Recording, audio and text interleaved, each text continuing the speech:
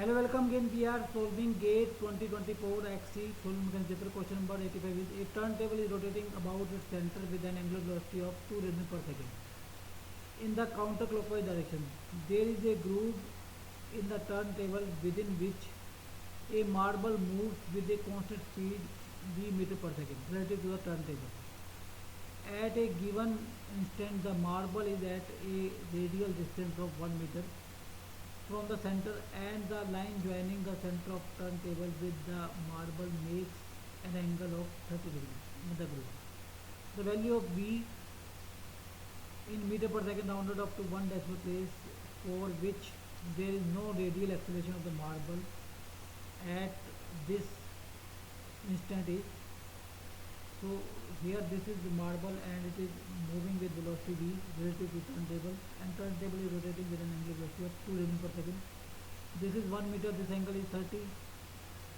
Okay, so now due to this rotation and due to this linear component, due to linear motion and due to this rotation,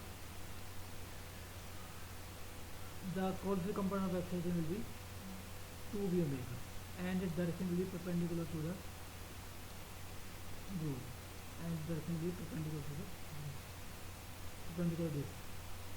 And due to rotation, there will be a radial component of acceleration that will be equal to omega square r, and it will be towards center.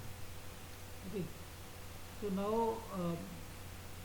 net radial component of acceleration is given as 0. So that is the radial component due to rotation, and component of this acceleration is 2v omega cos 60.